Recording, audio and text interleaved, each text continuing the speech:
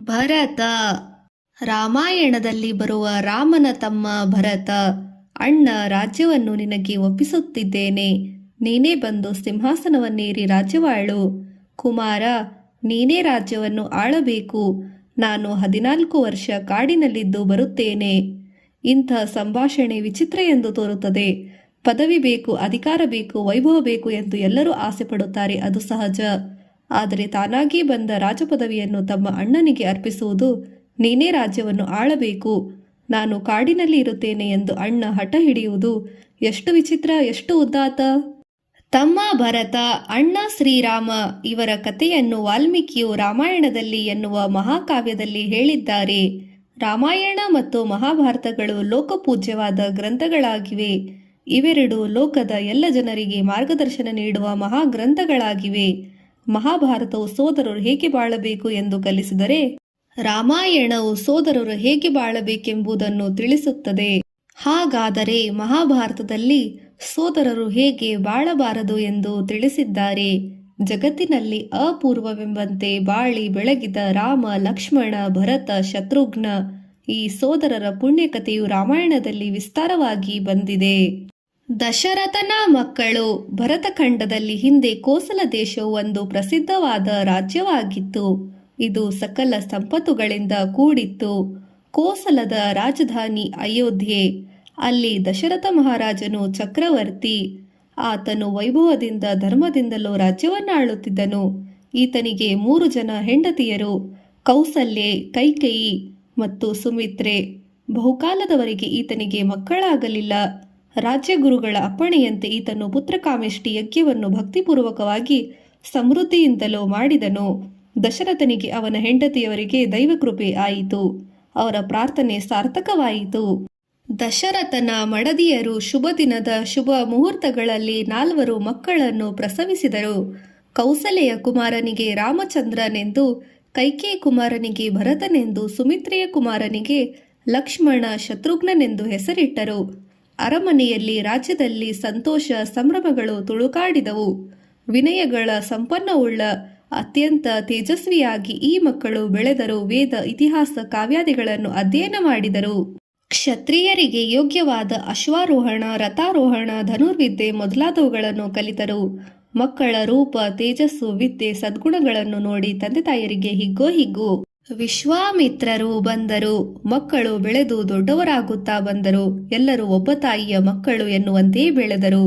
ತಾಯಿಯರು ಎಂದು ಇವನ ಮಗ, ನನ್ನ ಮಗ, ಇವನು ಇನ್ನೊಬ್ಬಳ ಮಗ ಎಂದು ಎನ್ನುವ ಯೋಚನೆ ಮಾಡಿದವರಲ್ಲ.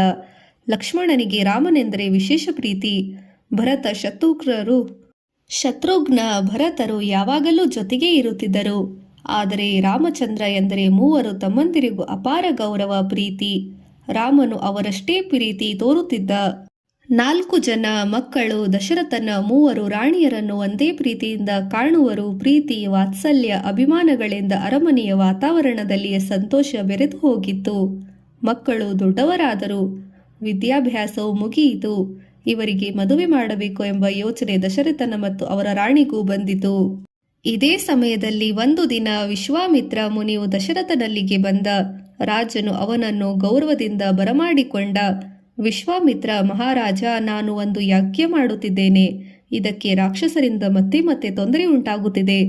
ಯಜ್ಞದ ರಕ್ಷಣೆಗಾಗಿ ನಿನ್ನ ಹಿರಿಯ ಮಗ ರಾಮನನ್ನು ನನ್ನ ಜೊತೆಗೆ ಕಳುಹಿಸು ಎಂದು ಕೇಳಿದ.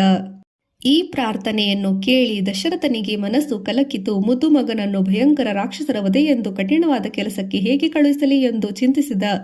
ಕೊನೆಗೆ ಅವರ ಗುರು ವಸಿಷ್ಠರು, ದಶರಥ, ವಿಶ್ವಾಮಿತ್ರ ಋಷಿಗಳ ಬಳಿ ರಾಮನಿಗೆ ಅಪಾಯವೆಂದಂತಿಲ್ಲ ಎಂಬುದಾಗಿ ಸಂತೋಷದಿಂದ ಕಳುಹಿಸು ಎಂದರು. ರಾಮ, ಲಕ್ಷ್ಮಣರು. ದಶರಥನು ಕಳುಹಿಸಿಕೊಟ್ಟನು.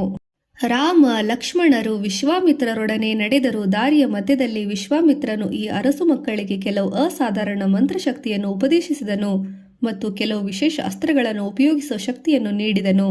ರಾಮ, ಲಕ್ಷ್ಮಣೆಯರು ತಾಟಕಿ, ಮರೀಚ, ಸುಬಾಹು ಮೊದಲಾದ ರಾಕ್ಷಸರನ್ನು ಕೊಂದರು. ವಿಶ್ವಾಮಿತ್ರನ ಯಜ್ಞವು ಯಾವ ತೊಂದರೆಯೂ ಇಲ್ಲದೆ ಕೊನೆಗೊಂಡಿತು. ಮುನಿಯು ಸಂತೋಷಗೊಂಡನು. ಮದುವೆಗಳ ಸಂಭ್ರಮ. ಆಗ ಮಿಥಿಲಾ ನಗರದಲ್ಲಿ ಅಲ್ಲಿಯೇ ಅರಸನಾದ ಜನಕನು ಒಂದು ಯಜ್ಞವನ್ನು ಮಾಡುತ್ತಾನೆಂಬ ಸುದ್ದಿಯು ತಿಳಿಯಿತು. ವಿಶ್ವಾಮಿತ್ರ ರಾಮ, ಲಕ್ಷ್ಮಣರನ್ನು ಅಲ್ಲಿಗೆ ಕರೆದೊಯ್ದನು. ಜನಕನ ಬಳಿ ಒಂದು ಅಮೋಘವಾದ ಶಿವಧನುಸ್ಸಿತ್ತು. ಆ ಶಿವಧನಸ್ಸನ್ನು ಎದೆಯಿರಿಸಿದವರು ಸೀತೆಯನ್ನು ಕೊಟ್ಟು ಮದುವೆ ಮಾಡುವುದಾಗಿ ಜನಕನ್ನು ತಿಳಿಸಿದನು. ಅನೇಕರು ಈ ಪ್ರಯತ್ನದಲ್ಲಿ ವಿಫಲರಾದರು. ಶ್ರೀರಾಮನು ಶಿವಧನುಸ್ಸನ್ನು ಬಳಿಗೆ ಬಂದು ಎಲ್ಲ ದೇವತೆಗಳು ವಂದಿಸಿ ಕ್ಷಣ ಮಾತ್ರದಲ್ಲೇ ಅದನ್ನು ಭೇದಿಸಿದ. ಹೀಗೆ ಶಿವಧನಸ್ಸನ್ನು ಎದೆಯೇರಿಸಿ ವಿಜಯಶಾಲಿಯಾದ ರಾಮ ಜನಕನು ಸಂತೋಷಗೊಂಡ. ದಶರಥನನ್ನು ಪರಿವಾರ ಸಹಿತ ಬರಮಾಡಿಕೊಂಡನು. ಸೀತಾದೇವಿಯನ್ನು ರಾಮನಿಗೆ ಕೊಟ್ಟು ಲಗ್ನ ಮಾಡಿದನು. ಅಲ್ಲದೆ ರಾಮನ ಸಹೋದರನಾದ ಲಕ್ಷ್ಮಣನಿಗೆ ತನ್ನ ಮಗಳು ಊರ್ಮಿಳೆಯನ್ನು ಕೊಟ್ಟು ಮದುವೆ ಮಾಡಿದನು. ಜನಕರಾಯನ ತಮ್ಮ ಕುಶಧ್ವಜನಿಗೆ 2 ಹೆಣ್ಣು ಮಕ್ಕಳು, ಮಾಂಡವಿ ಮತ್ತು ಶ್ರುತಕೀರ್ತಿ. ಮಾಂಡವಿ ಭರತನ ಕೈ ಹಿಡಿದಳು. ಶ್ರುತಕೀರ್ತಿ ಶತ್ರುಘ್ನನ ಹೆಂಡತಿಯಾದಳು. ಮದುವೆಗಳು ಬಹು ಸಂಭ್ರಮದಿಂದ ನಡೆದವು. ಎಲ್ಲರೂ ಸಂತೋಷದಿಂದ ಅಯೋಧ್ಯೆಗೆ ಹಿಂತಿರುಗಿದರು. ರಾಮನಿಗೆ ಪಟ್ಟಾಭಿಷೇಕ ಮಾಡುತ್ತೇನೆ. ಕೆಲವು ದಿನಗಳು ಕಳೆದವು. ಭರತನ ತಾಯಿ ಕೈಕೇಯಿ ಕೇಕೆಯ ರಾಜದ ರಾಜನ ಮಗಳು. ಕೇಕೆಯ ರಾಜನು ಭರತನ ಶತ್ರುಘ್ನರು ತನ್ನ ರಾಜ್ಯದಲ್ಲಿ ಬರುವಂತೆ ಕರೆದ. ಅವರಿಬ್ಬರು ಅಲ್ಲಿ ಕೆಲವು ದಿನಗಳು ಕಳೆದು ಬರಲು ಹೊರಟರು. ದಿನಗಳು ಕಳೆದಂತೆ ದಶರಥನಿಗೆ ತನ್ನ ಮುಪ್ಪಾಯಿತು, ಬಲ ಕುಂದಿದಂತೆ ಎಂಬ ಭಾವನೆ ಬೆಳೆಯತೊಡಗಿತು.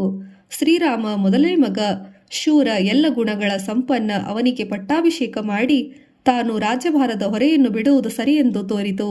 ರಾಮನಿಗೆ ಪಟ್ಟಾಭಿಷೇಕ ಮಾಡುವೆನೆಂದು ತೀರ್ಮಾನಿಸುವುದೇ ತಡ. ಆದಷ್ಟು ಬೇಗನೆ ಇದು ನಡೆದು ಹೋಗಲಿ ಎಂದು ಎನಿಸಿತು. ತನ್ನ ಮಂತ್ರಿಗಳು ಪ್ರಜಾಪ್ರಭುತ್ವಗಳು ಪ್ರಜೆಗಳಿಗೆ ಕರೆದು ನಿಶ್ಚಯವಾಗಿ ತಿಳಿಸಿದ. ದಶರಥನಿಗೆ ಕೇಕೆಯ ರಾಜನಾಗಲಿ ಜನಕ ಮಹಾರಾಜನಾಗಲಿ ಹೇಳಿ ಕೇಳುವಷ್ಟು ಕಳುಹಿಸಷ್ಟು ತಾಳ್ಮೆಯೂ ಇಲ್ಲ. ಅವರಾದರೂ ರಾಮನ ಹಿತೈಷಿಗಳು, ವಿಷಯ ತಿಳಿದಾಗ ಸಂತೋಷ ಪಡುತ್ತಾರೆ ಎಂದುಕೊಂಡ.